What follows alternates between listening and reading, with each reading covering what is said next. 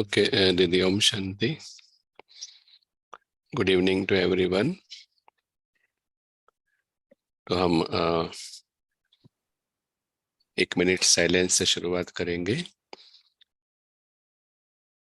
और जो last time हमने जो देखा था कॉन्ट्रास्ट,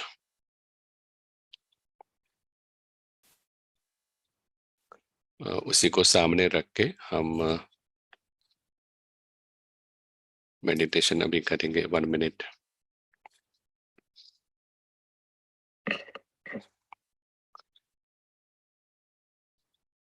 सो फर्स्ट स्टेप, पहले स्टेप में हम अनुभव करते हैं कि हम ड्रामा में होते हैं, तो देह भान में है, नाम के भान में है। तो पहले स्टेप में हम भ्रुकुटी के बीच में जो आत्मा है उसको सिर्फ अनुभव करते हैं। अलग अलग रीति से हम जानते हैं कैसे अनुभव करना आत्मा का। तो जैसे कि एक सोल एनर्जी है, इस शरीर को चलाने वाली एक ऊर्जा है, पॉइंट ऑफ लाइट है,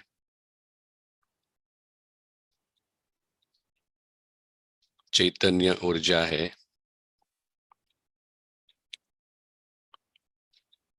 तो इस समय हम अभी ड्रामा के अंदर ही है और नाम के भान में इस आत्मा को देख रहे हैं, अर्थात अनुभव कर रहे हैं।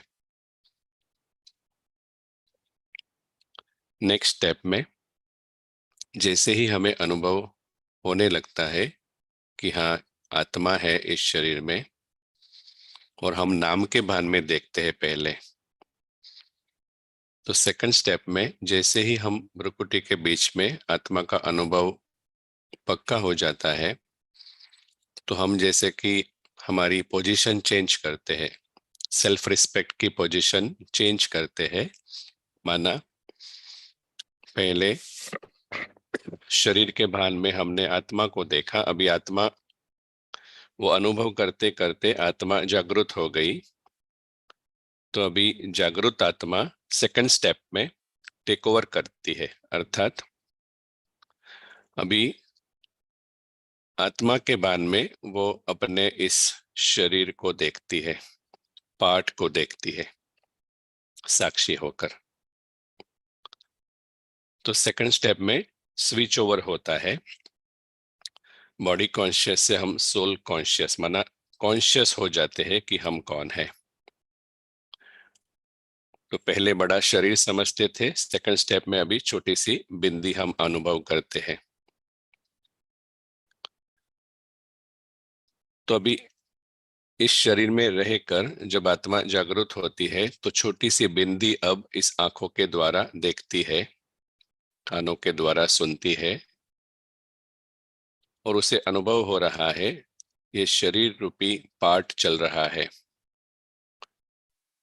उसे ये भी अनुभव हो रहा है कि आत्मा अलग है और ये जो शरीर में आकर पार्ट बजाते हैं वो अलग है। तो सेकंड स्टेप में आत्मा जागृत हुई। अभी इसी जागरूकता से थर्ड स्टेप में ड्रामा के अंदर ही है अभी, और ड्रामा को ड्रामा की तरह वो देखती है। एक जागरूक आत्मा ही ड्रामा को ड्रामा की तरह स्वीकार कर सकती है, अहंकार नहीं स्वीकार कर सकता।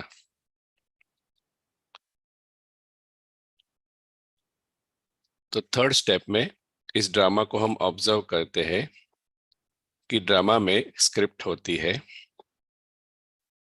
कैरेक्टर होते हैं, अर्थात रोल होता है, और इनविजिबल एक्टर है जो अभी इस ड्रामा को साक्षी होकर देख रहा है। हर एक का भिन्न भिन्न पार्ट है, और जो पार्ट है वो फिक्स किया हुआ है। किसी का हीरो का पार्ट, किसी का विलन का पार्ट, किसी का बेगर का पार्ट। तो थर्ड स्टेप में हम ये देख रहे हैं कि भले पार्ट भिन्न भिन्न है, परंतु उसमें जो एक्टर है वो सभी इनविजिबल है और सभी एक ही जगह से यहाँ आए हैं। तो पार्ट भिन्न भिन्न है, परंतु एक्टर जो है वो एक ही प्रकार के है, एनर्जी है। सो थर्ड स्टेप में हम साक्षी होकर, जागरूक होकर इस ड्रामा को ड्रामा की तरह स्वीकार करते हैं।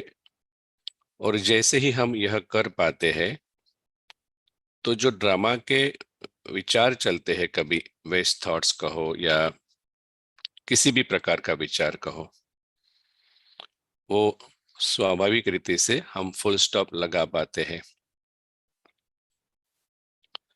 और जो फोर्थ स्टेप है, जब आत्मा बिंदी हुई, जागृत हुई, ड्रामा में भी बिंदी लगी इस अनुभव के साथ, अभी फोर्थ स्टेप में आत्मा ड्रामा से अर्थात साक्षी होकर एग्जिट होके अपने घर परम धाम जाती है संकल्प के द्वारा। एक ही संकल्प से वो वहां पहुंच जाती है। तो फोर्थ स्टेप में वो बियॉन्ड जाती है, इस ड्रामा से बियॉन्ड। वो तभी जा पाएगी जब उसे ड्रामा का एक्सेप्टेंस अनुभव होता है, सच में वो ड्रामा है।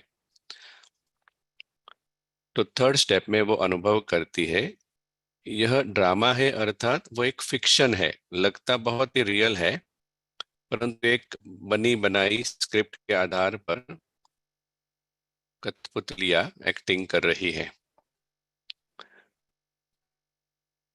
तो इसी अनुभव के साथ अभी आत्मा बियॉन्ड जा रही है, अनुभव कर रही है अपने घर का। तो फोर्थ स्टेप में आत्मा बिल्कुल शरीर के भान से निकलकर अपने घर में स्थित हो जाती है। और वहां वो देखती है, अनुभव करती है कि ये जो वर्ल्ड है वो इटर्नल है। उसका जो रियल घर है, रियल वर्ल्ड जो है वो सोल वर्ल्ड है। क्यों रियल है? क्योंकि वो ऑलवेज ट्रुथ है, ऑलवेज एग्जिस्ट करता है, वो फॉरएवर एग्जिस्ट। सो सभी सोल्स इमॉर्टल है और वो अनुभव करती है सभी इक्वल है, सभी इक्वल है इन ऑल रिस्पेक्ट। जैसे कि सभी प्रेम स्वरूप है, इटर्नली प्योर है, ऑलवेज प्योर है। तो इस साक्षी अवस्था में जब वो अपने घर में स्थित है, तो जो सत्य है उस स्वरूप में स्थित हो जाती है और उसे अपनी सुंदरता का, अपनी वंडरफुल रचना का अनुभव होता है कि वो कौन है। फिर उसे अनुभव होता है हर एक फैमिली मेंबर्स इटर्नल है, तो वास्तव में खोने का कोई डर नहीं है, सभी है ही सदा के लिए। तो इस सोल्ड वर्ल्ड में फोर्थ स्टेप में वो अपने को सिक्योर्ड अनुभव करती है, क्योंकि सोल वर्ल्ड पर कोई अटैक नहीं कर सकता, फिजिकल वर्ल्ड में कर सकता है, सेफ है, सिक्योर्ड है। और उसके पेरेंट, पिता, आत्मा पिता, सुप्रीम सोल वहां रहते हैं। और ये जो इटर्नल वर्ल्ड है उसका जो वाइब्रेशन है वो सदा के लिए पीसफुल है। पॉइंट ऑफ लाइट सभी रहते हैं, क्योंकि सभी पीसफुल सोल्स वहां रहते हैं अपने ओरिजिनल फॉर्म में। तो ये जो सोल वर्ल्ड है वो ऑलवेज इटर्नली पीसफुल है। और इसी वजह से जब हम मन से वहां कनेक्ट होते हैं, तो जैसे कि ऐसा कह सकते हैं, आत्मा इस वातावरण में जागृत होती है। जितना वो इस वातावरण में रहेगी, जो फिजिकल वर्ल्ड से सेपरेट है, इक्वालिटी के वाइब्रेशन है, तो उतना वो जागृत होती जाती है और जैसे कि कॉन्शियस होती जाती है। और जब इसी अनुभव से वो वापस इस ड्रामा में अपने पार्ट बजाने के लिए आती है, तो एक भरपूरता की स्मृति से आती है। उसे कुछ चाहिए नहीं, लेकिन एक ही लक्ष्य से आती है कि वो मास्टर दाता है और उसे सबको उसके पास जो इटर्नल खजाना है वो देना है। अच्छा, ओम शांति। ठीक है, तो मे बी 2-3 मिनट किसी को कोई क्वेश्चन है तो ले सकते हैं, ये जो लास्ट हमने सीखा था। नहीं तो हम शुरुआत करते हैं आज के सेशन की। किसी को कुछ शेयर करना है, क्वेश्चन है तो पूछ सकते हैं।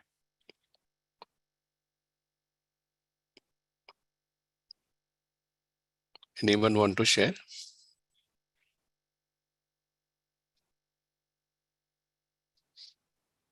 अच्छा, तो इस डायग्राम की विशेषता क्या है? इस डायग्राम का एडवांटेज क्या है इस तरह से चित्र सामने रखने से? तो अभी आज हम थोड़ा वो देखते हैं और फिर आगे चलते हैं। तो जब हम पूरा दिन ये कंट्रास्ट याद रखेंगे कि इटर्नल वर्ल्ड है और फिजिकल वर्ल्ड है, तो उसकी डिफरेंस क्या है? आप बता सकते हैं? फिजिकल वर्ल्ड में क्या होता है? वैरायटी होती है, पार्ट है ना, इसलिए वैरायटी होती है। तो यहाँ पर ड्युअलिटी होती है। फिजिकल वर्ल्ड में हमेशा ड्युअलिटी दिखेगी ही दिखेगी, मना अच्छा बुरा सुख दुख, क्योंकि जो चीज टेम्पररी है वो बदलती रहती है, इसलिए वहां वैरायटी क्रिएट होती है ड्रामा अनुसार। और इटर्नल वर्ल्ड है, उसमें इक्वालिटी है, सभी समान है। तो जितना हम बुद्धि से वहां रहते हैं तो इक्वालिटी का जो वाइब्रेशन है वो हम कैच करते हैं, और तभी जाके हम सभी को जैसे समान है उस तरह से देख पाएंगे ड्रामा में आते हैं तब। फिर फिजिकल वर्ल्ड चेंज होता रहता है, फिर उसका एंड है, और इटर्नल वर्ल्ड का शुरुआत ही नहीं है तो एंड भी नहीं है। तो इटर्नल वर्ल्ड हमें सिक्योरिटी का अनुभव कराता है, और फिजिकल वर्ल्ड है वो, अगर हम फिजिकल वर्ल्ड से कनेक्ट रहते हैं मन से, तो वो हमें इनसिक्योरिटी का अनुभव कराता है। फिर और क्या बताएंगे? कोई बताएंगे थोड़ा इंटरेक्शन आपके हिसाब से, और क्या डिफरेंस है? ऑडिबल है वॉइस? आवाज आ रही है हमारी? Yes brother. Okay. Physical world में हम अपने आप को हम जानते नहीं है कि हम आत्मा है। हाँ, जब हम जागरूक नहीं है तो नहीं जानते हैं। Very good point. तो अभी की जो सिचुएशन है वो कैसी है? तो अभी जो दुनिया में लोग हैं उनको लगता है कि ड्रामा ही मेन दुनिया है, इसलिए जो ऊपर की दुनिया यहाँ चित्र में दिखाई है वो उनको दिखती नहीं है। तो जो हम कहते हैं ना आयरन एज, कलयुग, वो डार्कनेस है, इसको घोर अंधियारा कहते हैं ना। तो वो किस लिए, इसका मतलब क्या है? कलयुग घोर घोर अंधियारा। वैसे तो हम पूरा दिन भी होता है, रात भी होती है, मतलब वैसे तो सब प्रकाश में कार्य भी करते हैं, लेकिन सूक्ष्म रीति से अंधेरा के क्यों कहते हैं? क्योंकि अभी घोर अंधेरा माना जैसे कि ऊपर का जो डायमेंशन है वो दिखता नहीं है। तो कहाँ है घोर अंधियारा? मन के अंदर, है ना? तो मन के अंदर आयरन एज है, माना डार्कनेस है। तो क्योंकि कभी भी डार्कनेस होती है तो हमें स्पष्ट दिखती नहीं है चीज। वो चीज होती है, घर में भी कभी देखो लाइट नहीं है तो वो चीज सामने होती है लेकिन दिखेगी नहीं, बहुत अगर अंधेरा है तो। ऐसे ही ये है, सबके मेमोरी में है वो कहाँ से आए हैं, लेकिन मन डार्कनेस में है, इसकी वजह से वो ऊपर का डायमेंशन उन्हें अनुभव नहीं हो रहा है। तो ये अच्छा डिफरेंस है कि जब आत्मा जागरूक है तो उसे दोनों डायमेंशन दिखते हैं, और जब आत्मा जागरूक नहीं है तो उसे सिर्फ ड्रामा ही रियल। तो ये इंपॉर्टेंट पॉइंट है कि जब किसी को लगता है ना कि यही मेरी दुनिया है, उसके अलावा और कुछ ऑप्शन ही नहीं है, तो वो आत्मा क्या करेगी, सब कुछ यहाँ पर वो लेने का ट्राई करेगी। शांति, सुख, सब कुछ उसे लगेगा यहाँ से ही मुझे लेना है। तो हमें जब आत्मा को जब जागरूक करते हैं तो क्या होता है, कैसे जागरूक करते हैं, नॉलेज के द्वारा। तो जैसे ही उसको नॉलेज देते हैं तो वो जागरूक होती है, अच्छा हम तो गेस्ट है यहाँ पे, मेहमान है, तो वो फ्री हो जाती है, क्योंकि पहले वो अपने को मेहमान नहीं समझती है। तो जैसे ही उसको याद दिलाया, इसलिए हमारा पहला स्टेप क्या है, अपने को आत्मा समझो। तो इसका मतलब क्या, जैसे ही हमने आत्मा समझा तो हमें ये याद आ जाता है हम यहाँ परमानेंट नहीं है। तो ये सारी स्मृतियां इमर्ज होने लगती है कि हम तो ट्रैवलर है, ऊपर से आए हैं, वापस जाना है। और मेन बात, अगर किसी कोई डार्कनेस में जी रहा है तो उसे बहुत डर लगता है, क्योंकि ये जो ड्रामा है वो इनसिक्योर्ड है। तो इसलिए, क्योंकि उसकी बुद्धि इनसिक्योर चीजों से कनेक्टेड है, वो प्रयत्न बहुत अच्छा करता है, मेहनत भी करता है, बहुत पैसा भी कमाता है, रिसोर्सेज भी बाई करता है, लेकिन जितना जितना वो बाई करता है उतना उसकी असुरक्षा बढ़ती जाती है। और क्योंकि असुरक्षा बढ़ती जाती है, तो सुरक्षा बढ़ाने के लिए वो और चीजें खरीदता है, ताकि उसको लगता है कि ये खो ना जाए। तो जब डार्कनेस होती है मन में, नीचे का जो बॉक्स है, तो क्या होता है, डार्कनेस की वजह से आत्मा डर में रहती है, डिप्रेशन होता है, स्ट्रेस होता है। लेकिन जैसे ही उसे पता चल गया कि ये बॉक्स तो हम विजिट करने आए थे, ये हमारा नहीं है, ये पूरी जो फिजिकल वर्ल्ड है वो मेरी नहीं है, मेरी दुनिया ही अलग है, तो वो क्या होता है, उसका मन वहां शिफ्ट हो जाता है। और जैसे ही वो सक्सेसफुली शिफ्ट कर पाता है, तो फिर उसकी बुद्धि वहां ऊपर संकल्प से टिक पाती है, और वो वाइब्रेशन कैच करने से वापस वो जैसे कि अस्थिर स्थिति से स्थिर स्थिति में आ जाता है, और हमेशा अपने को साक्षी रख के ड्रामा में पार्ट प्ले करता है। और क्या डिफरेंस है, कोई बताएंगे, क्योंकि यही इंपॉर्टेंट है आगे के डिस्कशन के लिए। एक दो डिफरेंस और भी है। तो यहाँ पर जो ड्रामा है वो रियल नहीं है, इसका मतलब क्या। अच्छा आप बताइए, ड्रामा, आप ड्रामा के ऊपर डिपेंडेंट है, आत्मा ड्रामा के ऊपर डिपेंडेंट है, कि ड्रामा ड्रामा ड्रामा आपके ऊपर डिपेंडेंट है, कौन किसके ऊपर डिपेंडेंट है। ड्रामा हमारे ऊपर डिपेंडेंट है। हाँ, तो इटरनल वर्ल्ड में बैठ के देखो कि अगर हम नीचे नहीं जाते तो ड्रामा चलता कैसे। हम्म। हम इटरनल वर्ल्ड में नीचे नहीं आते तो ड्रामा जैसे एग्जिस्ट ही नहीं करता ना, क्योंकि सोल जब बॉडी में आती है तब ड्रामा लाइव होता है। तो जब हम सोल कॉन्शियस है, किसी का माइक ऑन है, प्लीज म्यूट। तो जब हम सोल कॉन्शियस होते हैं तो ड्रामा हमारे लिए एक्स्ट्रा गिफ्ट हो जाता है।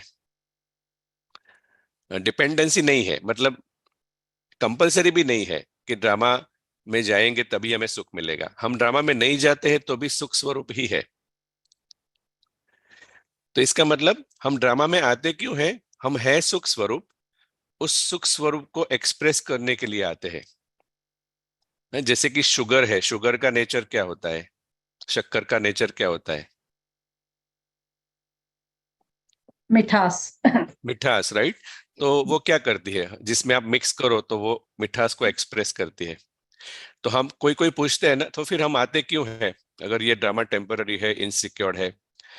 हम आते हैं शरीर में पार्ट बजाने और हमारे पास जो है उसको एक्सप्रेस करने। तो हम एक्सप्रेस करने आते हैं, लेकिन एक्सप्रेस करते करते भूल जहां से हम जाते आए हैं वो भूल जाते हैं, हमारी सच्ची पहचान को भूल जाते हैं, और फिर ड्रामा को रियल मानने लगते हैं। तो फिर ड्रामा में हम जैसे कि फंसने लगते हैं। तो हम हमारी ओरिजिनल जो स्वरूप है उसको खो देते हैं। तो बात यह है कि ड्रामा हमारे ऊपर डिपेंडेंट है, हम ड्रामा के ऊपर डिपेंडेंट नहीं है। तो क्या सीखा? सोल इंडिपेंडेंट एंटिटी है, ये बहुत ही इंपॉर्टेंट स्टेटमेंट है फ्री होने के लिए। मतलब आत्मा आत्मा है, शरीर शरीर है, ऐसे आत्मा आत्मा है, पार्ट पार्ट है। एग्जाम्पल जो नाम से लिया था, प्रीतेश फॉर एग्जाम्पल, तो अभी ये जो आत्मा बोल रही है प्रीतेश के मुख के द्वारा, वो अलग है, लेकिन जो प्रीतेश है वो इस दुनिया का बना हुआ है, तो वो टेम्पररी है। तो प्रीतेश के बान में रहेंगे तो डर लगेगा, क्योंकि टेम्पररी है तो चले जाने का डर लगेगा। लेकिन जैसे ही आत्मा के बान में आएंगे तो सिक्योर्ड हो जाएंगे। तो माना आत्मा ड्रामा से इंडिपेंडेंट है, ये बहुत ही इंपॉर्टेंट है। आत्मा को ड्रामा की वास्तव में जरूरत नहीं है, हम आते हैं लेकिन जरूरत नहीं है, उसकी अस्तित्व के लिए जरूरत नहीं है। मतलब ड्रामा है तो ही हम है, ऐसा नहीं है। क्योंकि अभी भी आप मानते हैं ना, अभी भी कोई सारी आत्माएं ऊपर है, वो लोग यहाँ पे आए ही नहीं है, कितने सालों से वहां पे ही है। मतलब ड्रामा की आत्मा को जरूरत नहीं है। अगर आत्मा को जरूरत होती तो पहले ही जन्म से सब आ जाते, क्योंकि ड्रामा के बिना रह नहीं सकते, ऐसा नहीं है। तो ये क्लियरली हमें अनुभव कराता है कि ड्रामा एक एक्स्ट्रा गिफ्ट है। आप सोचो, घर में अगर ये छोटी छोटी पॉइंट है ना, वो हमारे ईगो को डाउन करती है, क्योंकि ईगो है ना ड्रामा के ऊपर डिपेंडेंट है। ईगो हमेशा ड्रामा के अंदर है, ड्रामा में आने के बाद ईगो क्रिएट होता है। तो एक्स्ट्रा गिफ्ट है, जैसे आपके घर में कुछ चीजें एक्स्ट्रा गिफ्ट है, तो आपको, आप बेफिक्र रहेंगे ना, एक्स्ट्रा है, अगर कुछ हो भी गया तो कोई प्रॉब्लम नहीं, ऐसे। इसलिए ये हमारा जो पार्ट है ना, 84 जन्म का कहो या जितने भी बर्थ मिलते हैं, वो सारे एक्स्ट्रा गिफ्ट है। तो कुछ एक्स्ट्रा है ना, ये सारा शरीर हमें मिला, एक्स्ट्रा मिला। तो जो एक्स्ट्रा मिला उसे छोड़ने में प्रॉब्लम नहीं। हम कहते हैं ना कभी कभी, मेरे पास एक्स्ट्रा है, आप ले जाओ। ऐसे ही पूरा जो ड्रामा है ना, वो एक एक्स्ट्रा गिफ्ट है। हाँ, तो जैसे क्रिसमस में कहते हैं ना कि सांता क्लॉज गिफ्ट देने आता है, तो ऐसे ही बाबा जो है वो संगम युग पर जो आता है ना, वो कौन सी गिफ्ट देता है? वैसे तो गोल्डन एज की गिफ्ट कहते हैं, लेकिन एक्चुअली पूरा ड्रामा एक गिफ्ट है, वो हमें अनुभव कराता है।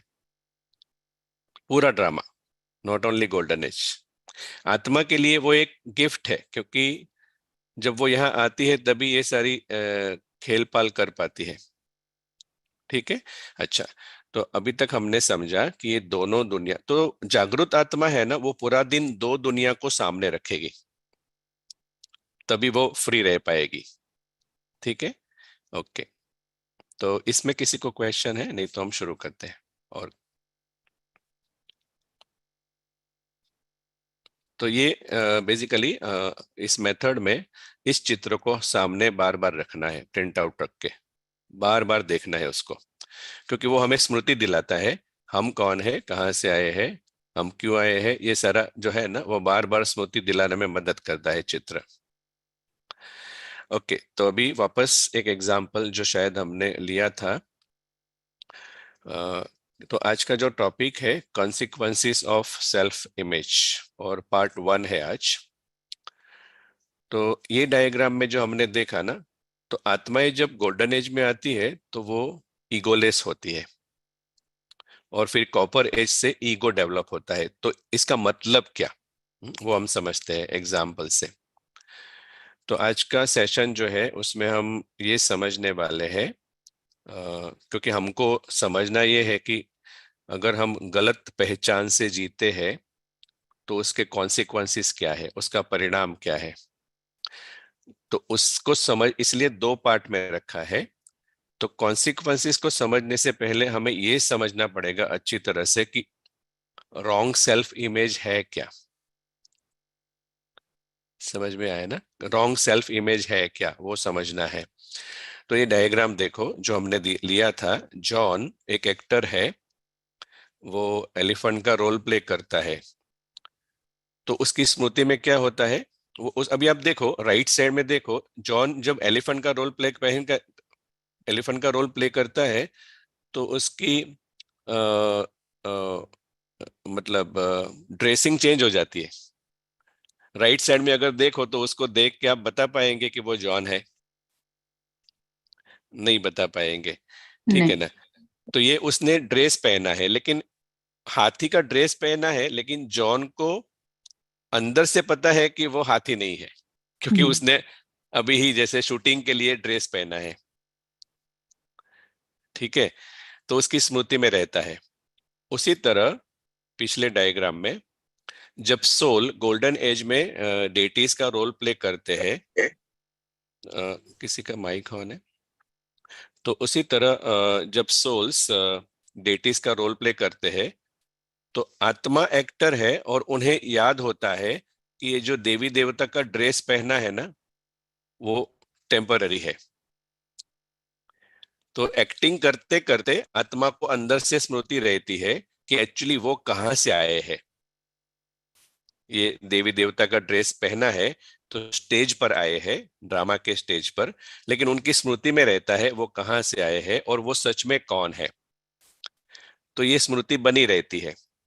फिर क्या होता है थोड़े समय के बाद कि अभी हमें ये समझना है कि सच में हम ईगो मोड में क्यों आ जाते हैं, बॉडी कॉन्शियस हो क्यों जाते हैं। तो इसको कहते हैं प्रोसेस ऑफ आइडेंटिफिकेशन। अंग्रेजी में कहेंगे प्रोसेस ऑफ आइडेंटिफिकेशन, मतलब एक स्वाभाविक रीति से जहां पर हम जाते हैं उसके साथ आइडेंटिफाई होने लगते हैं। तो एक एग्जाम्पल लेते हैं, दूसरा एग्जाम्पल समझने के लिए। कैसे ये आइडेंटिटी डेवलप होती है, मतलब कैसे हम आत्मा थे और कैसे हम अपने को शरीर मानने लगते हैं, ये शिफ्ट क्यों हो जाता है। तो जैसे मान लो आप कहीं पर जाते हैं घूमने, कोई फ्रेंड के वहाँ, रिलेटिव के वहाँ, और मान लो उनका घर बहुत अच्छा है, सब कुछ बहुत बहुत अच्छा है, तो आप ऑब्जर्व करेंगे, एक हमारा स्वभाव होता है कि हम देखते हैं तो फिर वर्णन करेंगे, अरे ये तो बहुत अच्छा है, आपका घर तो बहुत अच्छा है, ये तो बहुत ही सुंदर है। आप वर्णन करेंगे, राइट। तो मतलब इसको कहेंगे हम थोड़ा थोड़ा फैमिलियर होते जाते हैं उस घर से। हम फैमिलियरिटी बढ़ती है, ये अंग्रेजी में शब्द अच्छा है, फैमिलियरिटी। मतलब थोड़ी ऐसा लगता है कि हाँ अब ये घर हमने देखा हुआ है, तो ऐसे फैमिलियरिटी बढ़ती है। तो ये पहला स्टेप होता है फैमिलियरिटी, उससे हम फैमिलियर होते हैं। ऐसे ही जब हम गोल्डन एज में आते हैं तो धीरे धीरे, क्योंकि हम स्थूल कर्मेंद्रियों के द्वारा दुनिया को देखते हैं, तो फैमिलियरिटी बढ़ती है इस दुनिया को देखते देखते। तो एक एग्जाम्पल लेते हैं कैसे ये आइडेंटिटी, ये बहुत इंपॉर्टेंट है समझना कि कैसे हम हमारी ओरिजिनल पहचान से गलत पहचान में आ जाते हैं और फिर चीजों के ऊपर, संबंधों के ऊपर, रोल के ऊपर हमारी पहचान बन जाती है। तो ये प्रोसेस कैसे होता है, तो जैसे कि मान लो एक प्लांट है, सॉरी, एक प्लांट है, गार्डन में एक प्लांट है, आप उसको सस्टेन करते हैं हर रोज, उसको पानी देते हैं, फिर उसकी संभाल करते हैं। तो पहले आप क्या करते हैं, प्लांट को सस्टेन करते हैं, मतलब रोल प्ले करते हैं प्लांट को संभालने का, ठीक है ना। अभी आप बहुत सालों से कर रहे हैं, 4-5 साल से उसी प्लांट की संभाल कर रहे हैं, तो एक प्रकार से अंदर से आइडेंटिफिकेशन क्रिएट होता जाता है, मेरा प्लांट है ऐसे करके। फिर अगर कोई आपके घर पे आएगा और प्लांट को देख के खुश होगा, तो आप क्या होंगे, आपको कैसा लगेगा? और कोई ने कहा प्लांट बहुत ही अच्छा है, खुशी होगी। हाँ, में भी खुशी होगी बहुत। हाँ हाँ, वेरी इंपॉर्टेंट। अभी आइडेंटिफिकेशन क्या है वो समझते हैं।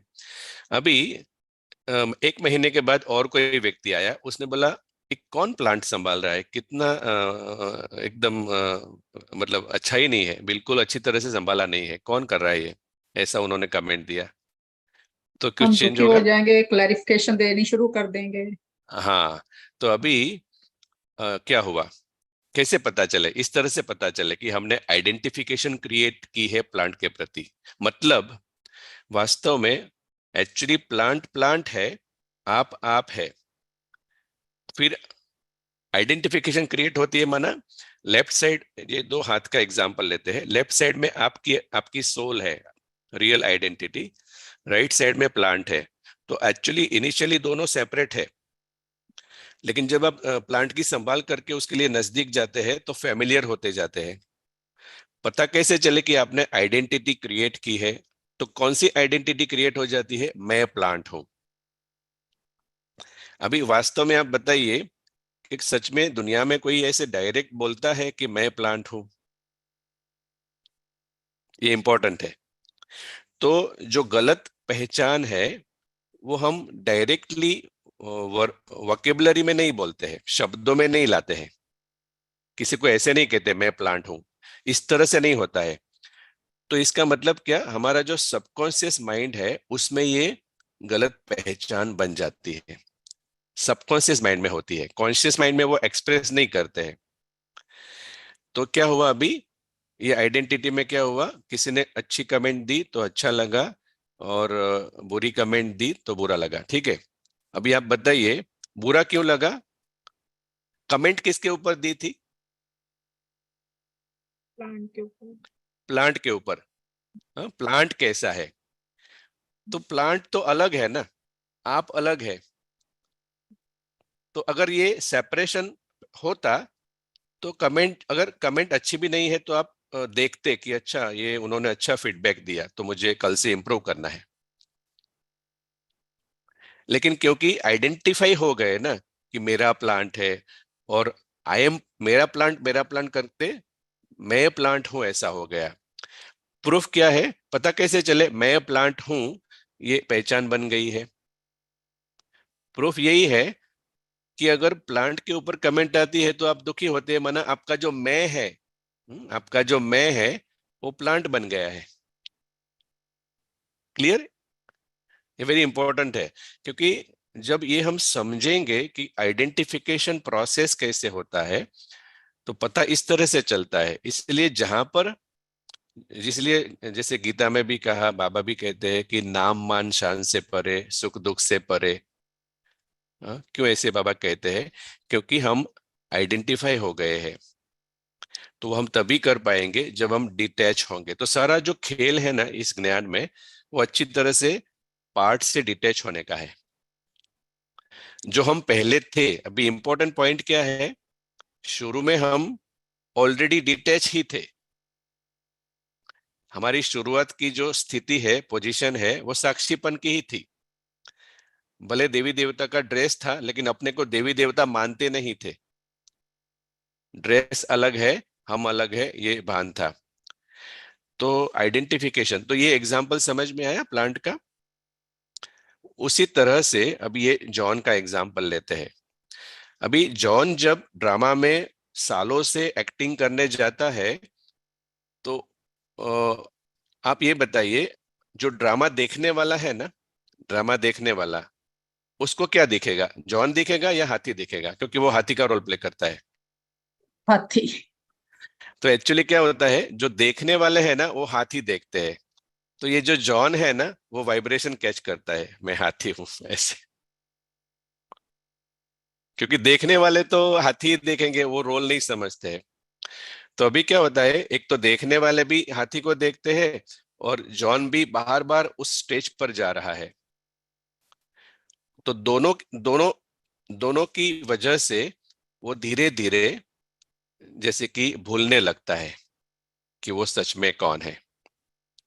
तो अभी क्या होता है, जैसे पहले एक दिन में एक बार भूलेगा, फिर उसको वापस याद आ जाएगा, अरे अरे मैं हाथी नहीं हूं, मैं तो जॉन हूं। फिर वो दिन में दो बार भूलेगा, फिर तीन बार भूलेगा, ऐसे करके करके भूलता जाता है। और एक समय ऐसा आता है कि कंप्लीट भूल जाता है, उससे याद ही नहीं रहता है। तो अभी ये क्या अभी क्या हुआ, अब सोचो, बहुत अच्छी एग्जाम्पल है ये। अभी ये हाथी जो है ना, ये हाथी का ड्रेस है, राइट? तो जॉन भूल ही जाता है कि वो एक ऐसा एक्टर है। तो अभी क्या हुआ, इसको क्या कहेंगे, जिस दिन वो कंप्लीट भूल जाता है उसको कहेंगे घोर अंधियारा।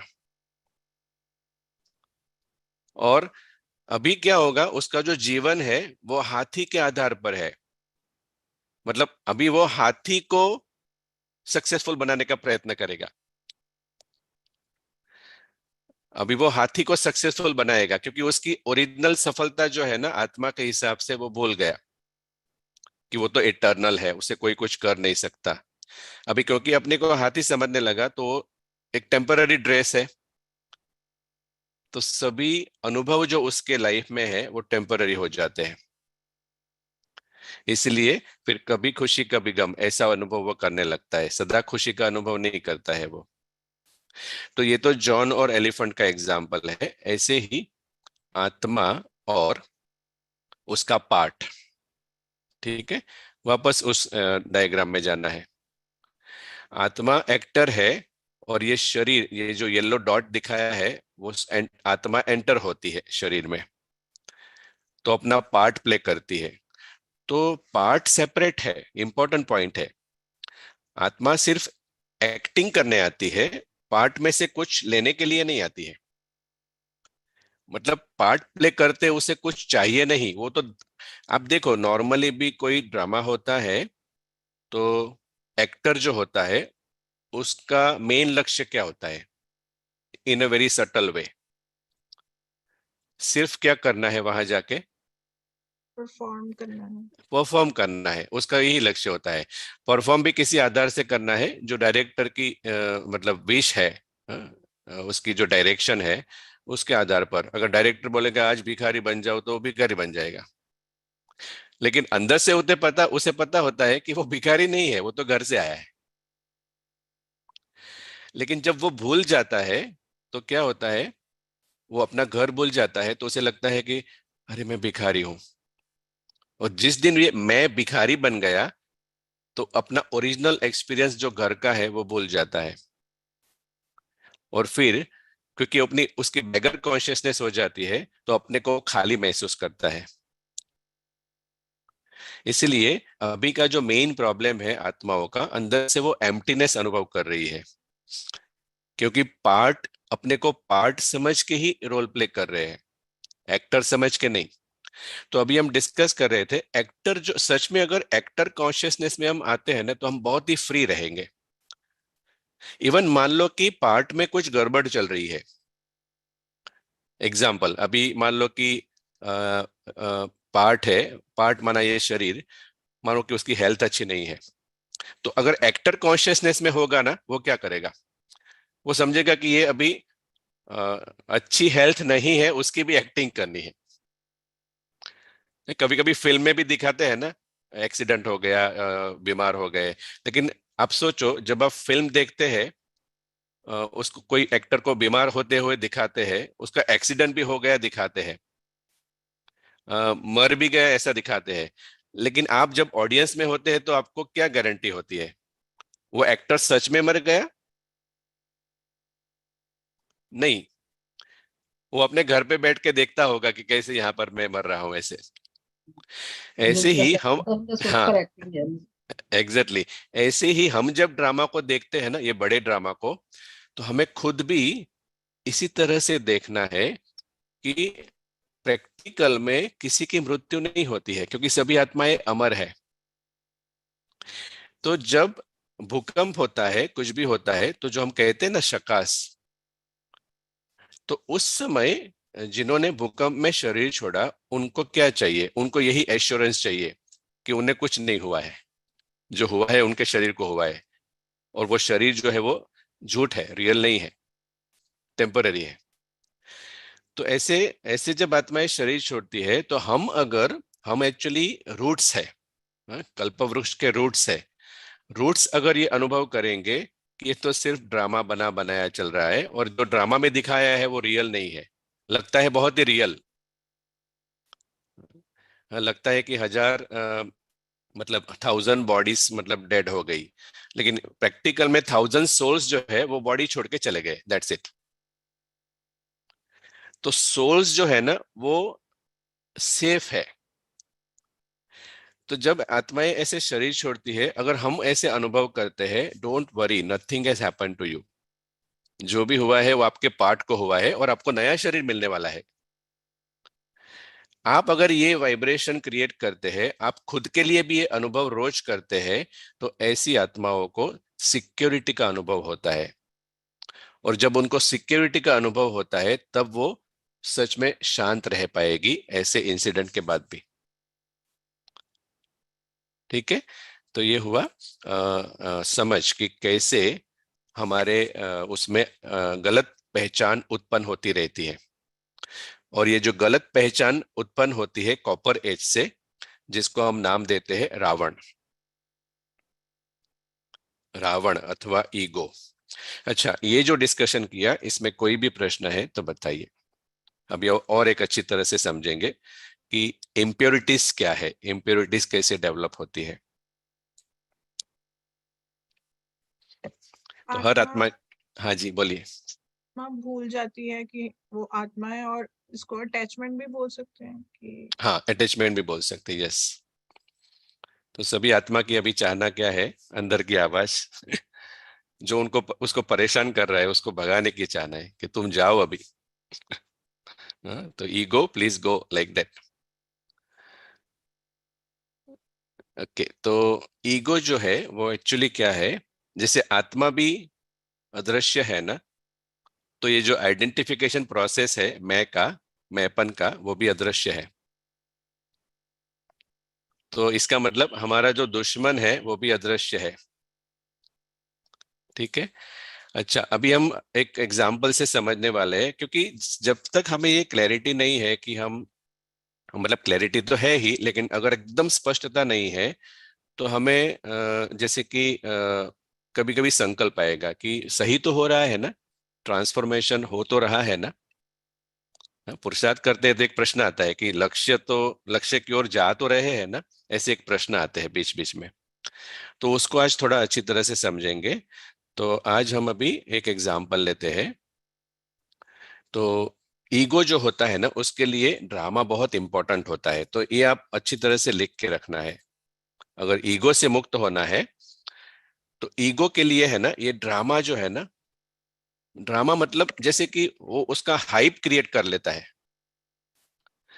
जैसे कि ड्रामा में आज किसी ने उसको कुछ कहा, मतलब ईगो के भान में व्यक्ति जब होता है, तो अपने को शरीर मानता है, तो अपने को पार्ट मानता है। शरीर मानना माना पार्ट मानना, ये भी एक अच्छी, लोग मानते हैं मैं पार्ट हूं।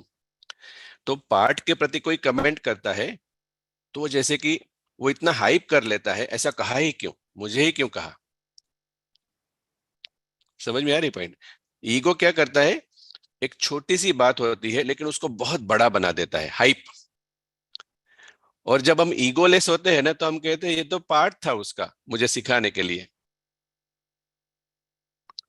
तो उसका दोष नहीं है, क्योंकि ड्रामा में डायरेक्टर ने बोला था कि तुम इसके सामने रह रहकर रोज उसकी परीक्षा लेना, क्योंकि उसको सोल कॉन्शियस बनने का पार्ट है। तो क्योंकि उसका सोल कॉन्शियस बनने का पार्ट है, तो कोई पावरफुल बॉडी कॉन्शियस चाहिए ना। तो ऐसे पार्ट बने हुए हैं, हमें इस तरह से साक्षी होकर देखना है।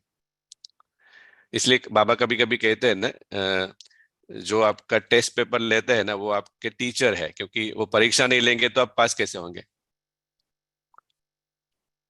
तो अगर ऐसा किसी का पार्ट है, तो हमें समझना है ये पार्ट बना ही रहा है मेरे लिए, क्योंकि तब तक सोल कॉन्शियसनेस अनुभव नहीं होगी कि सच में ये ड्रामा है, रियल नहीं है। ठीक है। तो अभी, तो ईगो के लिए मेन इंपॉर्टेंट ड्रामा, जैसे कि 100% मेन वर्ल्ड है। ड्रामा में जो भी कुछ होता है ना, उसकी वजह से वो बहुत ही सीरियस रहता है। ऐसा क्यों? इसलिए आप देखो हमें क्या सिखाया जाता है, कोई भी प्रश्न नहीं करो ड्रामा के प्रति। अगर प्रश्नचित रहेंगे तो प्रसन्नचित नहीं हो पाएंगे। तो ये प्रश्न, बाबा जब कहते हैं ना कि प्रश्न नहीं करो, एक्चुअली प्रश्न करता कौन है पता है? ईगो। क्योंकि ईगो को समझ में नहीं आता है ना कि ये रियल ड्रामा है, ड्रामा चल रहा है। ईगो के लिए ड्रामा नहीं होता है, ईगो के लिए तो ये उसकी मेन दुनिया है, उसकी सफलता ही उसमें बनी हुई है। ठीक है, तो उसके लिए स्टोरी बहुत इंपॉर्टेंट है। तो दूसरी भाषा में कहे तो ईगो जो है ना, वो राई का पर्वत बनाता है ड्रामा, लेकिन बोलेगा कि ये ड्रामा नहीं है। आपको उसने कैसा बोला, ऐसा थोड़ी बोल सकते हैं, आपने कुछ गलत भी नहीं किया फिर भी आपको बोल रहा है। तो आपको क्या करना है, आपका पार्ट क्या है, आपका पार्ट है सोल कॉन्शियस रहने का उस समय। अगर आपको याद है, अगर आप ईगोलेस स्टेज में है तो आप क्या करेंगे, रिवर्स करेंगे। ईगो जो है, हमारे अंदर का जो ईगो है वो ड्रामा की वैल्यू को बढ़ाएगा, और पुरुषार्थ जब हम करेंगे तो हम कहेंगे नहीं, nothing matters in the drama, ऐसे। तो ईगो है ना, वो श्रिंक होता है, जीरो होता है। मतलब हम पर्वत को राई बनाएंगे और राई को रुई बनाएंगे, ऐसे बाबा कहते हैं। ठीक है।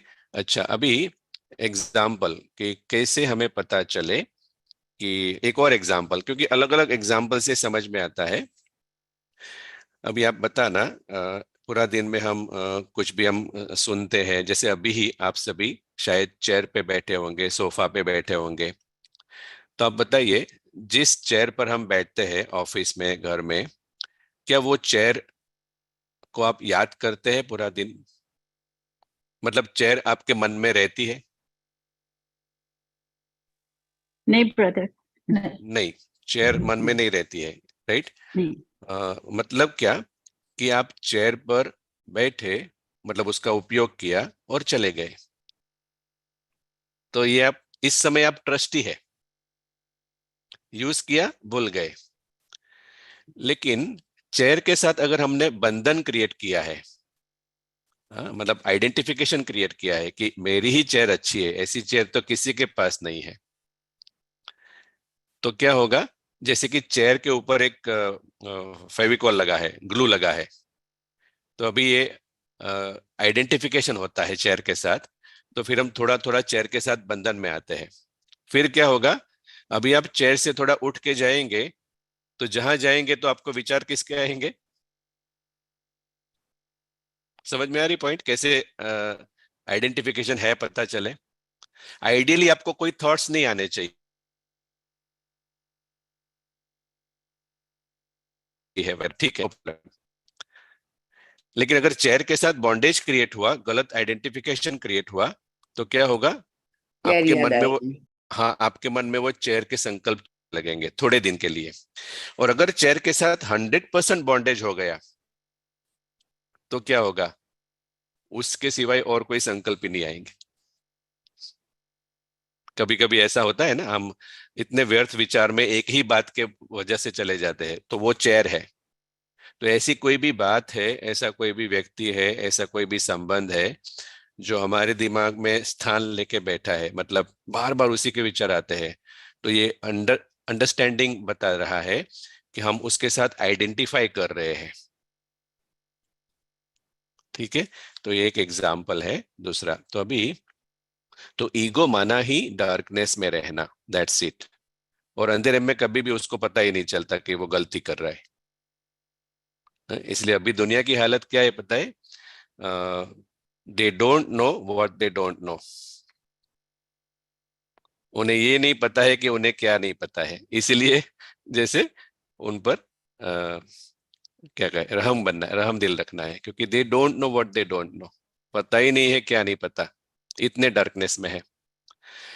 तो ईगो जो होता है ना, वो हमेशा ये कहेगा मैं ही सही हूं। और जैसे ऑलरेडी हमने एग्जाम्पल लिया प्लांट का, तो अगर हमें क्रिटिसिज्म फील होता है, क्योंकि किसी ने भी कहा, तो उन्होंने तो हाथी के बारे में कहा ना, वो एग्जाम्पल बहुत इंपॉर्टेंट है, जॉन और एलिफेंट, मना आत्मा और आपका पार्ट। तो आज से अगर आप चाहे तो लिख सकते हैं, एक तरफ आत्मा जो आप है, और राइट साइड में आपका नाम। आपका नाम जो है ना, वही आपका पार्ट है, आप उसका पार्ट प्ले कर रहे हो। तो अगर पूरा दिन में कभी कभी क्रिटिसिज्म फील होता है, इंसल्ट फील होता है, जिद्दी अथवा तो एरोगंट हो जाते हैं, तो समझना है कि हम पार्ट के भान में है। जैसे प्लांट का एग्जाम्पल, तभी वो पार्ट की एनर्जी आप में जा रही है और आत्मा बंधन में रहती है। तो ईगो माना ही पार्ट का भान। तो जब हमें इंसल्ट फील होती है, क्रिटिसिज्म फील होती है, तो ये सिग्नल है कि हम अभी भी आत्मा एक्टर और हमारा जो नाम है पार्ट वाला, उससे अलग रहकर पार्ट नहीं बजाते हैं। मतलब उसको हम एक्स्ट्रा नहीं समझते हैं, उसको मेन समझते हैं। और इसकी वजह से क्या होता है, जब हम क्रिटिसिज्म फील करते हैं तो हमारा ईगो हर्ट होता है, तो हम ईगो मोड में सामने वाले के साथ रिएक्ट करते हैं। तो हमारा जो बिहेवियर है, क्योंकि उसने क्या किया, हमारे ईगो को हर्ट किया, तो हम इनसिक्योर फील करते हैं। तो क्योंकि हम असुरक्षित फील करते हैं, तो हमारा बिहेवियर कभी भी शांतिपूर्ण नहीं हो सकता, चिड़चिड़ापन वाला होगा, इरिटेशन वाला होगा। क्योंकि किसी ने हमें, हमारे ईगो को हर्ट किया, हम ईगो के मोड में हैं, तो ईगो को कभी भी वो अनुभव नहीं हो सकता कि वो शांत स्वरूप आत्मा है। इसलिए वो फंस जाएगा। फिर वो, जैसे कि जिसने भी हर्ट किया ना, उसके साथ फाइट करने के लिए सोचेगा, मतलब ये नहीं चलेगा, ये अच्छा नहीं, आपने ऐसा क्यों कहा, क्योंकि उसने समझ लिया कि मुझे कहा। लेकिन जब आत्मा साक्षी है, आत्मा साक्षी है, तो उसे लगेगा कि ये तो ड्रामा में इस पार्ट को किसी ने बोला। तो कोई भी ड्रामा होता है तो सब सब कुछ फिक्स होता है, किसको क्या बोलना है, कब बोलना है, पता है। आपने ड्रामा को गूगल पे सर्च करना कि ड्रामा बनता कैसे है, तो उसमें है ना वो क्या शब्द बोलने हैं ना, वो भी कभी कभी लिखा हुआ होता है कि आपको यही बोलना है। तो ये भी ड्रामा ऐसा बना हुआ है, आपका, आपको ईगोलेस बनाने के लिए ऐसे ऐसे ईगो वाले भारी शब्द सामने वाले से बुलाएंगे ड्रामा में, ताकि आपको पता चले कि ईगो क्या है। ठीक है, ओके। तो अभी समझने के लिए हम एक डायग्राम लेते हैं, कैसे हम प्योरिफिकेशन में थे, प्योर थे और इम्प्योर हो गए। तो ईगो को क्योंकि आइडेंटिटी है ना, तो ईगो का सिंबल हम छोटा आई रखते हैं, स्मॉल आई। और सोल की जो रियल आइडेंटिटी है, उसके लिए हम कैपिटल लेटर आई यूज करेंगे। ठीक है, अच्छा। तो आज हम ये भी क्लियर करेंगे, कोई कोई लोगों का प्रश्न होता है कि अगर आत्मा को कुछ होता नहीं है, अच्छी तरह से समझना, आत्मा को कुछ होता नहीं है तो फिर हम क्यों कहते हैं पावन आत्मा और पतित आत्मा। अगर आत्मा हमेशा के लिए सेफ है, इटर्नल है, उसमें चेंजेस आते ही नहीं है, तो फिर हम क्यों कहते हैं पतित आत्मा। तो इसका मतलब क्या, तो जैसे पानी गंदा होता है, पानी गंदा, पानी पहले कैसा होता है, प्योर होता है। फिर पानी में अगर हम थोड़ी मिट्टी डालते हैं तो पानी कैसा हो गया। अगर पानी में हम मिट्टी डालते हैं तो पानी कैसा हो गया, नहीं, गंदा हो गया, मिट्टी वाला। गंदा। तो हम कहेंगे तो गंदा पानी ही ना, ओरिजिनली प्योर है, लेकिन अभी कहेंगे तो गंदा पानी। फिर हम फिल्टर लगाते हैं, हाँ? आरओ लगाते हैं, कुछ भी फिल्टर लगाते हैं, तो वापस पानी कैसा हो जाता है, साफ। अपना ओरिजिनल स्वरूप में आ जाता है। इसका मतलब पानी का ओरिजिनल स्वरूप जो है वो तो है ही, अभी भी है, गंदे पानी में भी है। लेकिन वो जो गंदगी है, मिट्टी है, उसको देख के हम कहते हैं ये गंदा पानी है, लेकिन वास्तव में वो ओरिजिनली पानी कैसा है, प्योर है। अगर उसकी मतलब समझना अच्छी तरह से ये है कि मिट्टी अगर डाली, अगर पानी का स्वरूप सच में बदल गया होता तो क्या होता, बताइए। सच में अगर पानी का स्वरूप बदल गया, गंदा ही हो गया, परमानेंट गंदा हो गया, तो फिर क्या होता। हाँ It ji, won't be worth using again. हाँ, तो मतलब अगर सच में वो गंदा पानी हमेशा के लिए हो गया होता तो फिल्टरिंग हो ही नहीं पाता ना। वो स्वरूप ही बन जाता गंदगी का। वही, तो एक्चुअली इसी तरह से पावन आत्मा माना प्योर सोल ही है, लेकिन ये जो गलत आइडेंटिटी है, वो मैलापन, मैं और मेरेपन का जो मैलापन है, वो उसमें आ जाता है, उसके आसपास आ जाता है, ऐसे हम समझेंगे, बादल की तरह। तो आज वो देखने वाले हैं। मतलब क्या होता है जब ये मैं और मेरेपन की एलॉय है वो उसके आसपास आ जाती है, तब कहते हैं पतित आत्मा। लेकिन इसका मतलब ये नहीं है कि वो हमेशा के लिए पतित हो गई, उसके आसपास कुछ गड़बड़, गंदगी आ गई, मैलापन आ गया। और इसी वजह से हम इम्प्योर सोल जो कह, सच में एक्चुअली इम्प्योर सोल हम कह नहीं सकते, सोल हमेशा प्योर है, इटर्नल है ना, अंडरस्टैंड। लेकिन हम पार्ट में आते हैं ना, इसलिए हमें ये बोलना पड़ता है कि इम्प्योर सोल। बाकी प्रैक्टिकल में every soul is eternally pure. Eternal मतलब इवन ड्रामा में जब है तब भी प्योर ही है, लेकिन उसके आसपास जो मैलापन है ना, उसकी वजह से उसको ये प्योरिटी का अनुभव नहीं होता है। ठीक है, तो अभी आगे का जो एग्जाम्पल है, अहंकार जो है ना, मतलब गलत पहचान में गलत स्मृति ऐसे कहेंगे। जैसे जॉन, तो भूल जाते की करिए। हाँ, जैसे जॉन भूल जाता है, 100% भूल जाता है कि वो जॉन है। तो ये विस्मृति जो है ना, विस्मृति, उस विस्मृति की स्थिति को कहते हैं ईगो। हाँ, इस विस्मृति की अवस्था में जो कर्म करता है उसको ईगो कहते हैं। इसलिए कभी कभी बाबा कहते हैं ना, माया सुनती है। हम्म, हाँ, कहते हैं ना मुरली में बाबा, माया भी सुनती है। इसका मतलब बाबा ऐसा क्यों कहते हैं पता है? क्योंकि हो सकता है हम हमारे नाम के भान में सुन रहे हैं, आत्मा समझकर नहीं सुन रहे हैं। तो जब नाम के भान में सुन रहे हैं तो ये विस्मृति है। तो जब ऐसा होगा, हमारे भी होता है, सबका होगा, तो जब हम विस्मृति में सुनते हैं ना, तो माया सुनती है, ईगो मुरली सुनता है, ऐसे। क्लियर? ओके। तो अभी हमारी जो शुरुआत की स्थिति है हर एक आत्मा की, वो प्योर है। जैसे ऑलरेडी हमने देखा आज कि परम धाम से शुरू होती है जर्नी। तो उस प्योर अवस्था में कैपिटल आई माना जो जैसे थे वैसे उस स्मृति में है। जब आत्मा विस्मृति में है ना, तब भी आत्मा तो प्योर ही है, लेकिन वो विस्मृति में है, इसलिए प्रॉब्लम है। जैसे कि आपके घर में कहीं पर आपने चाबी रखी थी लेकिन आप भूल गए, तो चाबी तो वहां पर ही है जहां रखी थी, लेकिन आप भूल गए, वो प्रॉब्लम है। चाबी सच में खो नहीं गई है। ऐसे ही प्योर सोल तो प्योर सोल ही होता है, लेकिन वो विस्मृति में आने की वजह से वो जैसे कि भूल जाता है वो कौन है। अच्छा, तो ये डायग्राम से अभी अभी हम क्या कर रहे हैं, प्रॉब्लम क्रिएट कैसे हुआ। ये आइडेंटिफिकेशन का प्रॉब्लम क्रिएट कैसे हुआ, एक बार हम समझेंगे कि रोग आया कैसे, तो फिर हमें रिटर्न जर्नी से उसको भगा देंगे।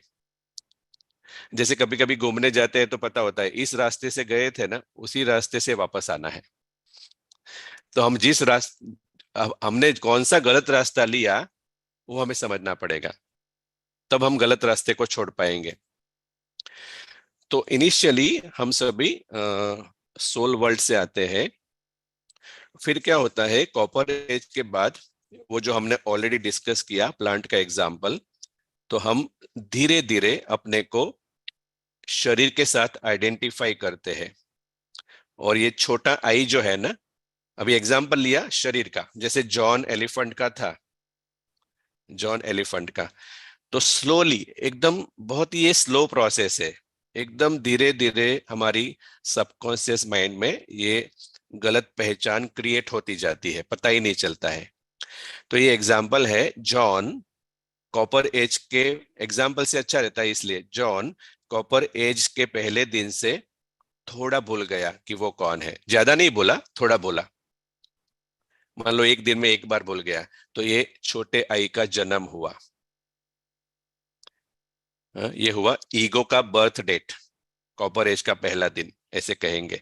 वैसे तो सतयुग के पहले दिन से ही वो डेवलप होता है, लेकिन वो बहुत धीरे धीरे होता है, इसलिए हम कहते हैं कॉपर एज। तो अभी क्या हुआ, जॉन पहले दिन समझा कि मैं जॉन नहीं हूं, हाथी हूं, लेकिन पूरा दिन में एक बार, ज्यादा नहीं।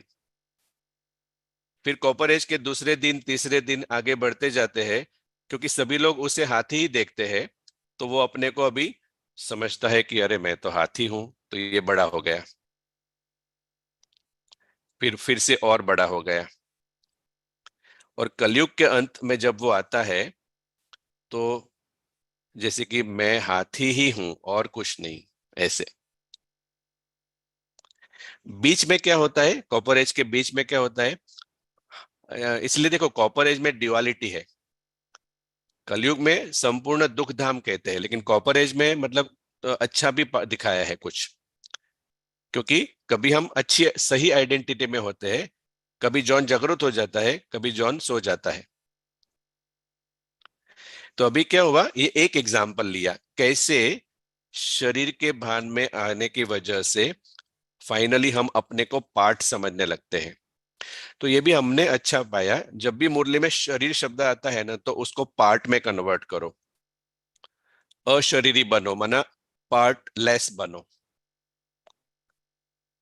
ठीक है, तो ये एग्जाम्पल एक आइडेंटिटी का हुआ। फिर और कौन सी आइडेंटिटी डेवलप हुई, ये तो पार्ट के आधार पर, फिर हमारे आइडियाज के आधार पर, फिर संबंध के आधार पर, फिर चीजों के आधार पर। हाँ, तो ये जो दो हाथ का एग्जाम्पल लिया ना, हम धीरे धीरे क्या होते गए, पहले तो अपने को पार्ट समझ लिया, तो अभी कंप्लीटली भूल गए, लॉक हो गए।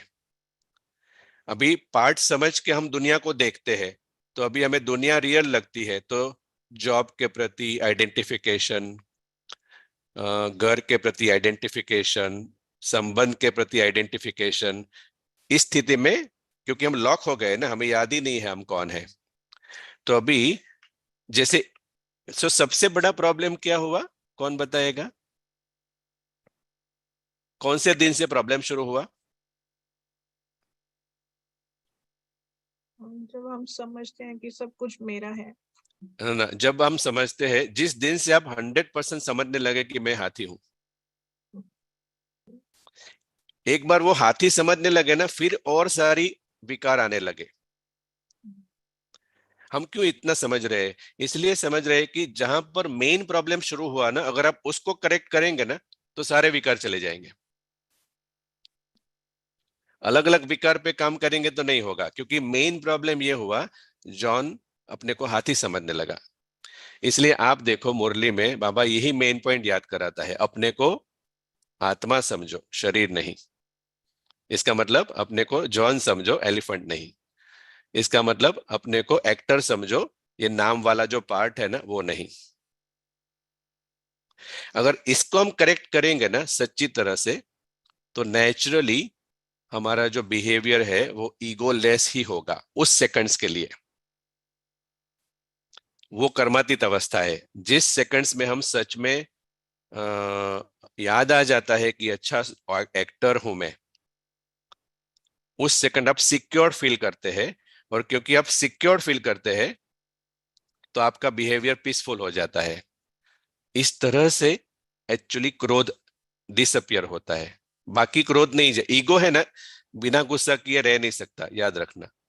क्योंकि उसको गुस्सा आता ही इसलिए कि उसका कोई मानता नहीं है ड्रामा में। ठीक है, अभी देखो ये क्लियर हुआ सबको, किसी को पूछना है कुछ? अभी 5 मिनट और लेंगे, ज्यादा नहीं। प्रोसेस ऑफ इम्प्योरिफिकेशन, प्योरिफिकेशन नहीं, हमने इम्प्योरिफिकेशन का प्रोसेस समझा। तो अभी जब ये आपकी गलत पहचान बढ़ती गई, मना जॉन जैसे हाथी समझने लगा, तो इन पैरेलल क्या होने लगा, सॉरी पैरेलल में क्या होने लगा, अभी कैपिटल आई कम होने लगा। ये दोनों स्लाइड कैसे समझना है, जैसे जैसे हाथी समझने लगा, तो वो क्या होने लगा, अपने को जॉन बोलने लगा। तो प्रॉब्लम क्या हुई, ईगो बढ़ गया, ईगो बढ़ गया, और उसकी जो सही पहचान है वो क्या हो गई, छोटी हो गई। क्लियर हुआ सबको? तो इस स्थिति को बाबा दो कला कहते हैं। ये दो कला की स्थिति है, जिसमें हमको थोड़ा थोड़ा याद है हम कौन है। ठीक है, अच्छा ये एक एग्जाम्पल लिया अभी। तो एक्चुअली अभी इम्प्योरिफिकेशन कैसे हुआ, हम प्योर थे, और कॉपर एज के बाद गलत आइडेंटिटी बढ़ती गई, जैसे कि अभी डिस्कशन किया। तो इस डायग्राम में आप देखना अभी क्या हो रहा है। तो अपने को फिर हम पुरुष समझने लगे, अपने को स्त्री समझने लगे, अपने को डॉक्टर समझने लगे, अपने को प्रोफेशन समझने लगे, अपने को मदर समझने लगे, अपने को फादर समझने लगे। हम तो सोल थे। शिवानी बहन बहुत अच्छा कहते हैं, I am filling the blanks. उसमें एक ही जवाब आ सकता है, वो है सोल।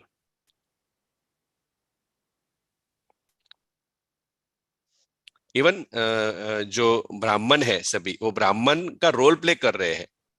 आइडेंटिटी क्रिएट नहीं होनी चाहिए। ब्राह्मण की भी आइडेंटिटी क्रिएट हो गई तो ब्राह्मण को कुछ कोई कहेगा तो भी उसको इंसल्ट फील होगा। तो ये पता इसी तरह से चलता है कि हमारी आइडेंटिटी है ही कि नहीं। कोई भी कुछ कमेंट करेगा, अगर हमें दुख हो गए तो समझो कि आइडेंटिटी हो गई है। ठीक है, ओके। तो अभी प्रोसेस क्या हुआ, ये जो व्हाइट है ना, व्हाइट, हम अच्छी तरह से समझ रहे हो क्या रहा है। आपने सुना है कभी मुरली में बाबा कहते हैं सारा लाइट और डार्कनेस का खेल है, सारा सुख दुख का खेल है, सारा प्रेम नफरत का खेल है। मतलब जब हम सही पहचान में है तो प्रेम का खेल है। तो उस समय क्या है, प्रेम की लाइट है, सुख की लाइट है। तो ये जो बैकग्राउंड में दिखाया है वो 16 कला जो कहते हैं ना, 16 कला संपूर्ण, मतलब 100% आप स्मृति में है। तो 100% आप स्मृति में है, इसलिए बैकग्राउंड में यहां पर लाइट दिखाई है। फिर राइट साइड में छोटा सा वो हाथी वाला प्रॉब्लम हुआ, अपने को हाथी समझने लगा, मना अपने को पार्ट समझने लगा। तो ये आप जो कर्व देख रहे हैं ना, वो ब्लैक, मना वो अंधेरा आया, आत्मा के आसपास अंधेरा आया। जैसे पानी गंदा हुआ ना, ऐसे ये मैलापन आया। और फिर धीरे धीरे आइडेंटिटी बढ़ती गई तो ये अंधेरा बढ़ने लगा। दिखाई दे रहा है आपको अंधेरा? ये सारा खेल अंदर चल रहा है, बाहर तो उजाला ही है। बाहर तो उजाला भी है, रात भी होती है, लेकिन ये मन के अंदर। फिर क्या हुआ, अलग अलग प्रकार की गलत पहचान बढ़ने लगी। तो ये छोटे छोटे जो आई है ना, इसको हम कहेंगे फॉल्स आइडेंटिटी। हम प्लांट नहीं है, हम अपने को प्लांट समझते हैं। हम पार्ट नहीं है, हम अपने को पार्ट समझते हैं। लेकिन वेरी इंपॉर्टेंट पॉइंट, तो ये सेल्फी है, ये सेल्फी है मन का।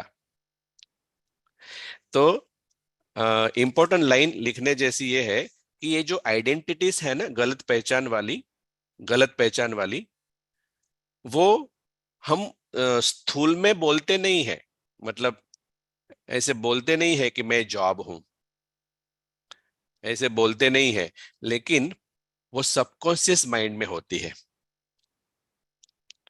तो कैसे पता चले हमारी सेल्फी ऐसी है कि नहीं है? हमारी सेल्फी, मन का फोटोग्राफ, ये छोटे छोटे आई वाला है कि नहीं, कैसे पता चले? तो ये जो गलत पहचान है उसकी वजह से हम जैसे कि अंधेरे में आ जाते हैं।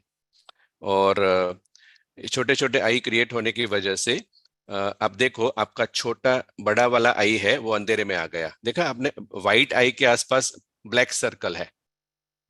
तो आत्मा जो व्हाइट है ना, वो अभी भी प्योर है, लेकिन वो इसके आसपास ये जो छोटे छोटे आई है वो आने की वजह से अंधेरा हुआ है। तो अभी हम एक एक आई को तो भगा नहीं सकते ना, क्योंकि इतना तो टाइम भी नहीं है। तो प्रॉब्लम ये समझना है कि इतने सारी गलत आइडेंटिटी है, इतने सारी गलत आइडेंटिटी है, तो हमें पता नहीं चलेगा, क्योंकि वो तो सबकॉन्शियस माइंड में है। तो पता कब चलता है हमें? रिएक्शन में पता चलता है। कोई व्यक्ति व्यवहार करता है ना, उस व्यवहार से पता चलता है कि वो फॉल्स आइडेंटिटी के वश है कि नहीं। तो ये जो छोटी छोटी फॉल्स आइडेंटिटी है वो हमारे रिएक्शन में प्रत्यक्ष होती है। वैसे स्थूल में हम नहीं कहते हैं कि मैं ये हूं, मैं वो हूं। ठीक है, तो ये हुआ प्रोसेस ऑफ इम्प्योरिफिकेशन। तो आज हम इतना रखते हैं। कोई प्रश्न है तो क्विकली ले लेते हैं, नहीं तो फिर कल आगे सुनेंगे पार्ट 2 में। हमने डायग्नोसिस किया कि अच्छा हुआ क्या। ठीक है,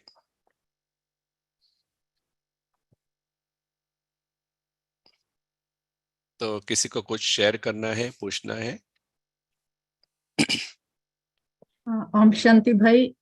ओम शांति। जैसे लास्ट वीक आपने जैसा बताया था, हम थोड़ा अपना डेली लाइफ में इसका यूज किया था, अपने को आत्मा समझ, जैसे मैं करेक्टर प्ले कर रही हूँ, जैसे काम पर भी रिएक्ट नहीं करना, जब तो ये याद रहता है तो everything is good, you know, so कोई रिएक्ट नहीं होता, क्योंकि हम सोचते हैं पहले जो सामने वाला वो भी पार्ट बजा रहा है ना, तो मुझे तो आत्मा और परमात्मा का ज्ञान मिला है, मैं भी अपनी एक्टिंग पॉजिटिव करूं। पर जब ये बार बार स्मृति में लाते हैं तो कभी कभी जो दूसरे काम करने वाले होते मुझे वो भूल गए। मैं अपना बता रही हूँ, अपना कैसे हुआ मेरा लाइफ में, तो मुझे ये याद करती हूँ मैं आत्मा हूँ, तो दूसरे पासे जो होता है ना वो थोड़ी स्लो हो जाता है, मेरा कार्य करने का कार्य करने का जो ढंग है वो स्लो में आ जाता है, तो ऐसे भूल जाती हूँ, तो कभी फिर आत्मा भूल जाती हूँ, तो कभी फिर कर्म भूल जाती हूँ ऐसे। तो ऐसे इसका जैसे याद करने का क्या, भी कैसे याद हरदम रहे कि मैं आत्मा हूँ। तो आज तो हमने मतलब हाँ, शुरुआत में थोड़ा मेडिटेशन किया था ना, हाँ जी, वो 4 स्टेप है, तो वो भी आज ग्रुप में डाल देंगे, 4 हाँ, स्टेप मेडिटेशन। तो मतलब ये जो पूरा हमारा 6 सेशन पूरा होगा उसमें वो हाँ, कवर हो जाएगा, और आपको सब मटेरियल सब मतलब देंगे कि कैसे करना है वगैरह। तो बात ये है कि क्योंकि हम ये फॉल्स आइडेंटिटी के परवश है, तो कभी ना हाँ कभी जी, वो बाहर आएगी। हाँ। जब आएगी। स्मृति में रहते हो तो लाइफ इज वेरी गुड, जब स्मृति हाँ में रहते हैं ना हम, मैं तो आत्मा हूँ, तो मतलब आप आप रिएक्ट जब भी नहीं करते हो। हाँ, तो आप जब स्मृति में है तो आप लाइट में है, तो हाँ, आपको वो बना के रखा है, क्योंकि ये जो ऐसा है ना स्विच, कभी कभी जो लाइट की स्विच होती है ना वो थोड़ी ढीली हो जाती है, तो हमारी स्विच ऐसी है, वापस वो बॉडी कॉन्शियस हो जाती है। हाँ जी, इसलिए हर घंटे, एवरी 1 आवर, आज आज का जो रिकॉर्डिंग है वो आप सुनना, शुरू में जो हमने मेडिटेशन किया, एवरी 1 आवर हमें वो एक्सपीरियंस करना है ट्रुथ का। तो 1 घंटा करेंगे, हर 1 घंटे में करेंगे तो वो चलेगा, 1 घंटा और चलेगा, 1 घंटा और चलेगा। फिर धीरे धीरे क्या होगा, ये जो डायग्राम है ना वो आज मैं बताया नहीं, लेकिन प्योरिफिकेशन का प्रोसेस शुरू होता है, जैसे आपने बताया ना कि अभी नहीं, थोड़ा थोड़ा तो होता है। तो एक्चुअली क्या हुआ, आपके आपके अंदर वो लाइट बढ़ी, यहाँ पर है कि नहीं, हाँ है। आ, ये लाइट बढ़ी तो ये अभी कैपिटल आई वापस आने लगा, स्मृति बढ़ने लगी तो वो आने लगा। तो ये प्रोसेस है, वो टाइम लगेगा, हाँ जी, वो ऐसे 2 दिन में, 21 दिन में ऐसे खत्म नहीं होगा। लेकिन अगर आप सही क्वालिटी एफर्ट कर रहे हैं तो स्लोली रिवर्स प्रोसेस होगा। जिस तरह से हम बॉडी कॉन्शियस हो गए उस तरह से वापस हम सोल कॉन्शियस होंगे। हाँ, लेकिन बॉडी हाँ कॉन्शियस होने बहुत में हमें, हाँ जी, हाँ अटेंशन जैसे बहुत बार बार पे हाँ करना पड़ता हाँ, है, पर जब तो ये अटेंशन डाय करते हैं तो तो ये डाय दूसरे कामों की गति हाँ, बहुत धीमी हो जाती है।